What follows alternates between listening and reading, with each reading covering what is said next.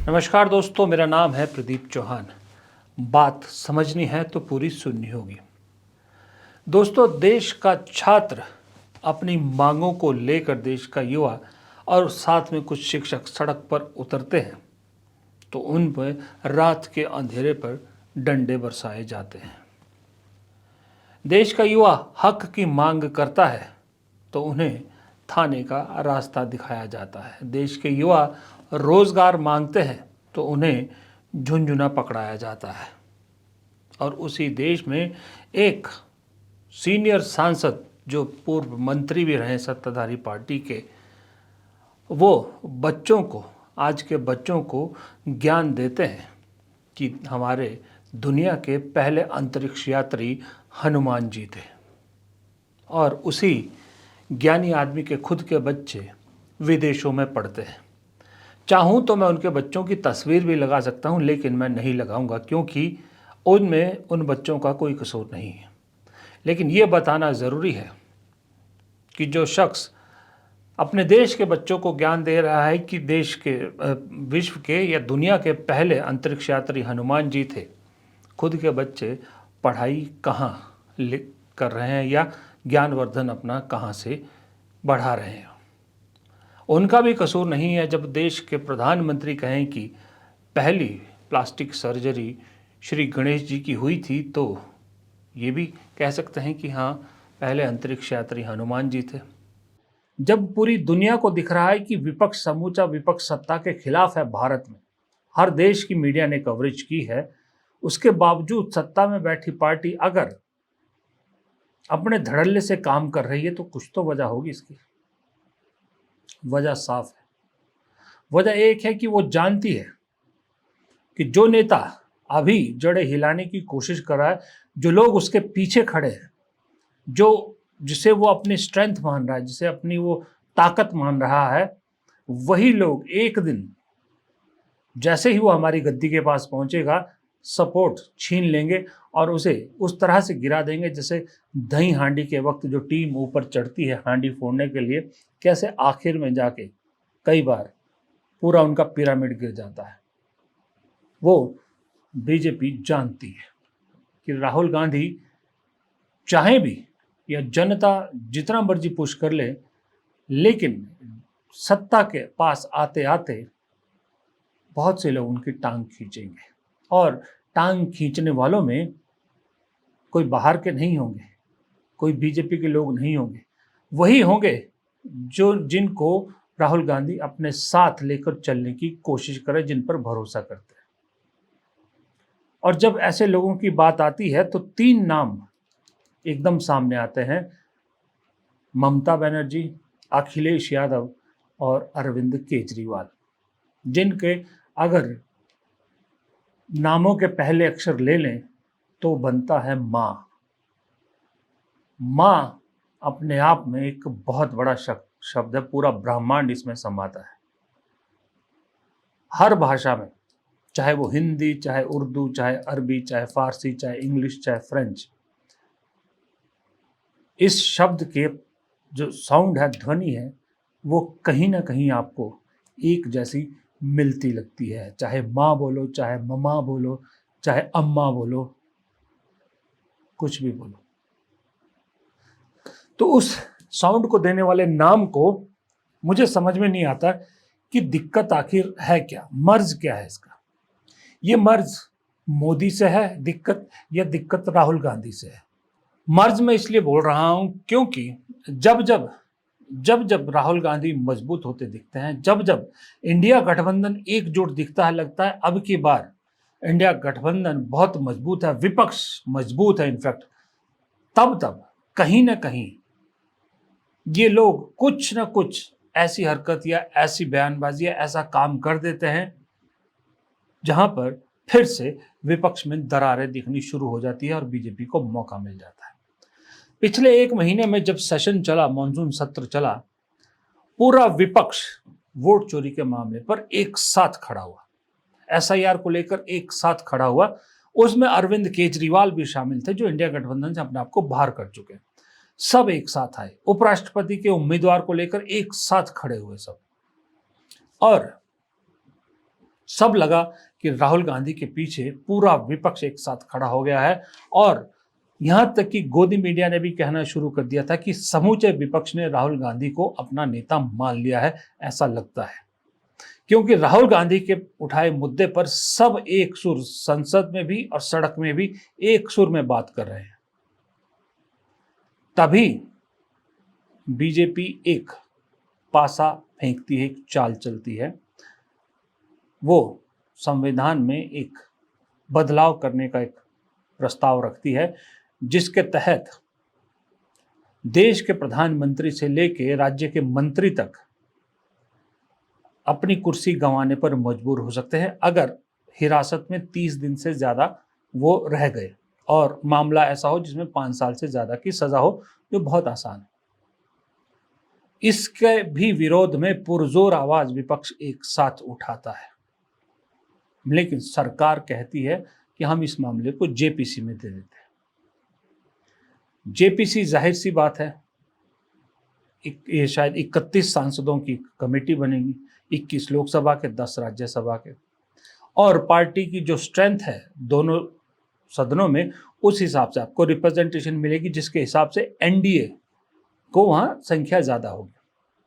लेकिन जेपीसी में पार्टिसिपेशन कांग्रेस को लगता है कि बेहद जरूरी है, क्योंकि अपनी बात रखने के लिए प्लेटफॉर्म का इस्तेमाल करना जरूरी है। कांग्रेस को लगता है कल को अगर सुप्रीम कोर्ट में हम इस मामले को लेके गए तो सुप्रीम कोर्ट अगर सवाल पूछेगा कि भाई आपने जो प्लेटफॉर्म दिया था वहां आपने ऑब्जेक्शन क्यों नहीं जगाया, तो क्या जवाब देंगे। इसलिए जरूरी है कि जेपीसी में जाया जाए।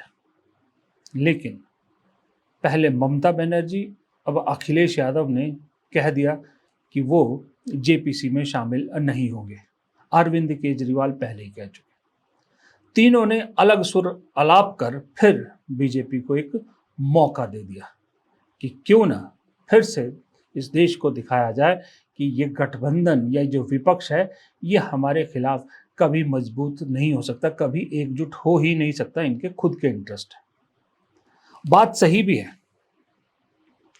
मुझे ऐसा लगता है अगर मैं तीनों की अलग अलग व्याख्या करूं तो ममता बनर्जी बीजेपी से लड़ना चाहती है, लेकिन वो राष्ट्रीय स्तर पर लड़ती नहीं दिखती। उनका एक ही मकसद है कि पश्चिम बंगाल में बीजेपी मेरे सामने खड़ी ना हो या बीजेपी ना जीत पाए मुझसे, उनका ये पहला टारगेट रहता है। लेकिन कमाल की बात है कि उनके कम से कम 5-6 सांसद ऐसे हैं दिल्ली में जिन्हें ये लगता है कि राहुल गांधी जो डायरेक्ट मोदी पर अटैक करते हैं, जिस तरह के मुद्दे उठाते हैं, वो बहुत सही है, बीजेपी को उन्हीं पे घेरा जाना चाहिए। लेकिन ममता बनर्जी के खिलाफ जाने की हिम्मत वो नहीं कर सकते।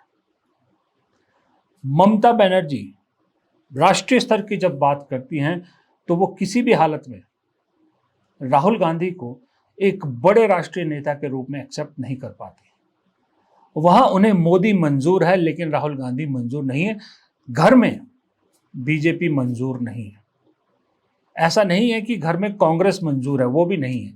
अगर घर में कांग्रेस मंजूर होती तो इंडिया गठबंधन का हिस्सा होने के बावजूद लोकसभा चुनाव में वो गठबंधन से दूर नहीं होती। उन्होंने किया, और कांग्रेस की एक जो काफी ट्रेडिशनल सीट थी अधीर रंजन चौधरी की, पूरा जोर ममता बनर्जी ने लगाया वो सीट जीतने के लिए, और कांग्रेस के हाथों से वो सीट छीनी भी। अगर गठबंधन की बात होती तो शायद ममता बनर्जी को वहां अपना उम्मीदवार ही नहीं उतारना चाहिए था, लेकिन उतारा और कांग्रेस से सीट छीनी भी। अब बात करते हैं, फिर वो विपक्षी एकता की बात करती है, इंडिया गठबंधन की बात करती है। लेकिन जैसे ही आप राष्ट्रीय स्तर पर देखोगे तो उन्होंने कभी भी इस चीज को एक्सेप्ट ही नहीं किया कि राहुल गांधी विपक्ष के नेता हो सकते हैं। वो सोनिया गांधी के साथ उनके अच्छे संबंध जरूर है, लेकिन राहुल गांधी को वो बिल्कुल पसंद नहीं करती, ये हमेशा से दिखाया। जबकि राहुल गांधी ने कभी ममता बनर्जी को लेकर ऐसे कोई संकेत नहीं दिए कि जहां उन्हें लोगों को ये मैसेज मिला हो कि भाई ममता बनर्जी से राहुल गांधी को दिक्कत है, कभी नहीं कहा। बल्कि अपने पश्चिम बंगाल की जो इकाई है वहां पर जो ऑब्जेक्शन आते थे ममता बनर्जी को लेकर, उस पर राहुल गांधी ने कंट्रोल करने को उनको निर्देश दिए कि ममता बनर्जी को लेकर बोलने से पहले जरा तोलें, समझे फिर बोलें। ये ममता बनर्जी की सच्चाई है। दूसरे अरविंद केजरीवाल पे, ये अरविंद केजरीवाल को लगता था एक वक्त में कि राहुल गांधी से ज्यादा मोदी के अल्टरनेट वो हैं।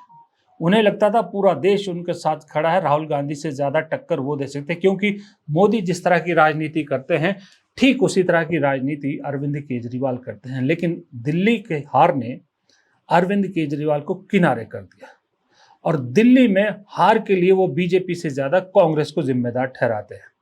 वो खुन्नस अभी भी उनके दिल में है, वो कभी नहीं जाएगी, इसलिए वो राहुल गांधी को फूटी आंख पसंद नहीं करते।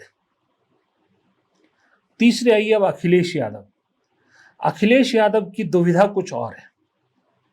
अखिलेश यादव राष्ट्रीय स्तर पर राहुल गांधी को नेता मानने के लिए तैयार है और राष्ट्रीय स्तर पर कांग्रेस को बड़ी पार्टी मानकर उनके साथ चलने के लिए तैयार है। लेकिन उनकी दिक्कत है, उन्हें यह लगता है कि अगर कांग्रेस राष्ट्रीय स्तर पर बड़ी पार्टी बन गई, राहुल गांधी बड़े नेता बन गए, तो फिर उत्तर प्रदेश में कांग्रेस अपना हिस्सा बड़ा मांगेगी और वो अखिलेश यादव देना नहीं चाहता। उन्हें यह लगता है कि मैं जो कहूं कांग्रेस उतना ले, उतना ही करे, तभी चलेगा आगे। नहीं तो उन्हें लगता है कांग्रेस अगर राष्ट्रीय स्तर पर बड़ी हो गई तो उनके लिए उत्तर प्रदेश में दिक्कत हो जाएगी। जबकि कहा यह जाता है कि राहुल गांधी जितना भरोसा स्टालिन पर करते हैं, जितना भरोसा लालू प्रसाद यादव पर करते हैं, उतना ही भरोसा अखिलेश यादव पर राहुल गांधी करते हैं। इसीलिए उत्तर प्रदेश में इकाई या उत्तर प्रदेश के नेताओं के इतने ऑब्जेक्शन के बावजूद अजय राय अभी भी अध्यक्ष कांग्रेस के उत्तर प्रदेश के बने हुए हैं, क्योंकि वो अखिलेश यादव के पसंद के हैं। अखिलेश यादव के साथ उनके संबंध अच्छे हैं। राहुल गांधी नहीं चाहते कि अखिलेश यादव को किसी तरह की कोई नाराजगी हो, लेकिन अखिलेश यादव का जब कांग्रेस के उफान या कांग्रेस के आगे बढ़ने या राहुल गांधी के आगे बढ़ने की बात आती है तो अखिलेश यादव का निजी स्वार्थ बीच में आ जाता है। इसलिए वो उस वक्त में अरविंद केजरीवाल और ममता बनर्जी को ज्यादा तवज्जो दे देते हैं, उनके कहने पर चल पड़ते हैं। दोनों के, राहुल गांधी और अखिलेश के इस स्टांस को सबूत देने के लिए मैं आपको दोनों के बयान सुनाता हूं। दोनों के बयानों से आपको झलक भी मिल जाएगी कि एक शख्स पूरे इंडिया गठबंधन की बात करता है और दूसरा शख्स इंडिया गठबंधन की बात तो करता है लेकिन कांग्रेस की नहीं। बहुत अच्छे तरीके से एक पार्टनरशिप बनी है। हम मतलब सारी की सारी पार्टियां एक साथ जुड़कर काम कर रही हैं, कोई टेंशन नहीं है और म्यूचुअल रिस्पेक्ट है, एक दूसरे की मदद हो रही है, तो मज़ा भी आ रहा है। आइडियोलॉजिकली हम अलाइंड हैं, पॉलिटिकली अलाइंड हैं, तो बहुत अच्छा रिजल्ट आएगा, मगर वोट चोरी को रुकना है। सैद्धांतिक तो यही है कि इंडिया गठबंधन और मजबूत हो। समाजवादी पार्टी और समाजवादी विचारधारा के जितने भी साथी हैं, रीजनल जितनी भी पार्टियां हैं, सब मिलकर के इंडिया गठबंधन को मजबूत ही बनाना चाहती हैं। समझ में आया? एक जो राष्ट्रीय स्तर का राष्ट्रीय पार्टी का नेता है, लीडर ऑफ अपोजिशन है, वो कहता है कि सभी पार्टियां एक माइंडेड है, पॉलिटिकल आइडियोलॉजी एक है, एक जैसी सोच है, इसलिए सब बढ़िया से मिलकर चल रहे हैं। दूसरा शख्स अखिलेश यादव इंडिया गठबंधन को मजबूत करना चाहते हैं, लेकिन उसी सांस में, उसी लाइन में ये भी कह देते हैं कि सभी रीजनल पार्टियां मजबूत हो, मैं ये चाहता हूं और एक साथ इंडिया गठबंधन है। कांग्रेस का जिक्र नहीं करते, क्योंकि कांग्रेस जब वो रीजनल पार्टी कहते हैं तो इसमें मतलब कांग्रेस शामिल नहीं, क्योंकि कांग्रेस तो बीजेपी से ज़्यादा राष्ट्रीय पार्टी है। क्योंकि बीजेपी अभी पूरे देश में अपनी जड़ें नहीं फैला पाई, कांग्रेस के तो पूरे देश में जड़ें हैं। इसका मतलब उनका फोकस रीजनल पार्टीज पे ही है। मजबूरी में कांग्रेस को इंडिया गठबंधन में रखना जरूरी है और कांग्रेस की लीडरशिप में चलना जरूरी, क्योंकि कांग्रेस सबसे बड़ी पार्टी है। ये फर्क उनके बयानों से भी दिखता है। जबकि मैं फिर से कह रहा हूं, जब से लोकसभा चुनाव हुए उसके बाद जब से एलओपी बने, राहुल गांधी लगातार अपने पार्टी के नेताओं को नाराज करते हुए भी यही कहते आए हैं कि मैं लीडर ऑफ अपोजिशन पूरे विपक्ष का हूं, ना कि सिर्फ कांग्रेस का हूं। वो हर चीज में, हर जगह में, हर लड़ाई में, मोदी सरकार के खिलाफ हर लड़ाई में इंडिया गठबंधन की बात करते हैं। कभी भी आपने सुना होगा वो इंडिया गठबंधन की बात करते हैं।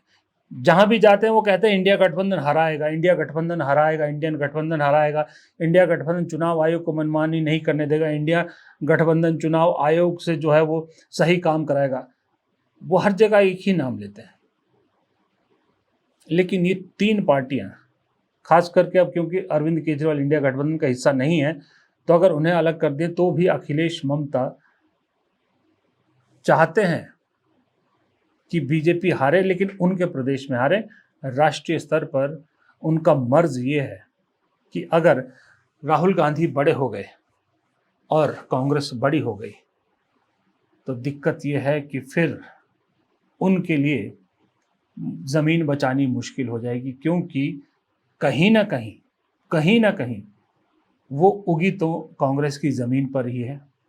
और कांग्रेस अगर अपनी ज़मीन वापस छीनेगी तो बीजेपी से लड़ना तो फिर आसान है अभी भी, क्योंकि बीजेपी का वोटर बिल्कुल अलग है, उनका अलग है। लेकिन अगर कांग्रेस मजबूत हो गई तो फिर उनके लिए अपनी ज़मीन बचाना मुश्किल हो जाएगा।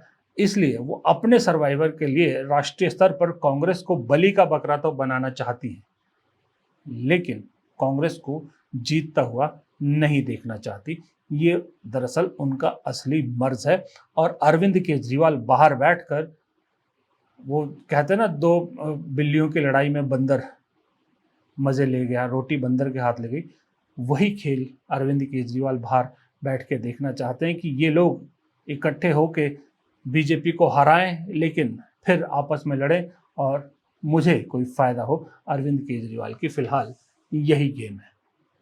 अब मज़े की बात है, सारी दुनिया में पर्यावरण और शिक्षा के लिए जो शख्स जाना जाता है, जिस पर एक बाकायदा फिल्म भी बनी है, वो सोनम वांगचुक सरकार का नोटिस रिसीव करते हैं, जिसमें उन्हें धमकी दी जाती है कि आपको जो ज़मीन दी गई है यूनिवर्सिटी बनाने के लिए, उसको वापस लिया जाएगा। सोनम वांगचुक के लाहौल जैसे, माफ़ कीजिएगा, लद्दाख जैसी जगह पर हायर एजुकेशन देने की बच्चों की कोशिश को झटका देने की कोशिश की जाती, क्योंकि सोनम वांगचुक सरकार के वादे ना पूरे होने के खिलाफ आवाज़ उठाते हैं। देश के एक पूर्व जज, सुप्रीम कोर्ट के पूर्व जज उपराष्ट्रपति पद के लिए नामांकन भरते हैं विपक्ष के उम्मीदवार के तौर पर, तो देश के गृह मंत्री कहते हैं कि उन्होंने अपने जज रहते ऐसे फैसले दिए थे जिससे नक्सलवाद को बढ़ावा मिला, तो मजबूरी में देश के 18 रिटायर्ड जजों को गृह मंत्री के इस बयान पर खेद व्यक्त करते हुए उन्हें चिट्ठी लिखनी पड़ती है कि आप जो कह रहे हैं वो गलत है। यानी रिटायर्ड जजों को याद दिलाना पड़ रहा है कि देश के गृह मंत्री कितनी गलत बयानी कर रहे हैं। देश में एक राज्य है, इसका नाम है हरियाणा, जहां पर सरकार पिछले 3 टर्म से है बीजेपी की, केंद्र में सरकार है 3 टर्म से बीजेपी की, दिल्ली के साथ लगता है गुड़गांव, दिल्ली में सरकार है बीजेपी की, गुड़गांव में म्यूनिसिपल कॉरपोरेशन, मेयर, सब कुछ है बीजेपी का। लेकिन शर्म की बात है कि उस शहर को साफ करने की जिम्मेदारी उठाते हैं कुछ फ्रांस से आए टूरिस्ट। फ्रांस के पर्यटक आईना दिखा रहे हैं प्रशासन को कि तुम्हारे शहर को साफ करने की जिम्मेदारी तुम्हारी है, लेकिन तुम नहीं कर रहे, हम दूसरे देश से आकर बता रहे हैं कि साफ कैसे रखा जाता है अपने शहर को। ये मोटा मोटा तौर पे इस देश की तस्वीर है इस वक्त, क्योंकि इस तस्वीर को बनाने वाले जो कलाकार हैं, उन कलाकारों को इस देश की जनता ने 3 बार चुन के भेजा है। अब तीसरी बार कैसे चुन के भेजे गए हैं, इस पे कई सवाल हैं, और वो जो सवाल उठाने वाला है वो इस वक्त सड़क पर है, और सड़क पर रोजाना सवाल उठा रहा है कि क्या वोट चोरी करके सरकार बनी है। लोगों से कह रहा है कि जोर से बोलो, वोट चोर गद्दी छोड़। हालांकि वो इंसान भी जानता है कि जो एक बार गद्दी पे बैठ गया वो गद्दी आसानी से नहीं छोड़ेगा। लेकिन ठानी तो है विपक्ष की तरफ से कि भाई अब तो जड़ें हिलाकर रहेंगे। फिलहाल इस वीडियो में इतना ही। उम्मीद करता हूँ आपको वीडियो पसंद आएगा। पसंद आए तो मेरे चैनल को सब्सक्राइब कीजिएगा, वीडियो को लाइक ज़रूर कीजिएगा। प्लीज़ वीडियो को लाइक कीजिएगा, दोस्तों के साथ शेयर कीजिएगा और कमेंट बॉक्स में इस मुद्दे पर आपकी क्या राय है ज़रूर लिखिएगा। नमस्कार।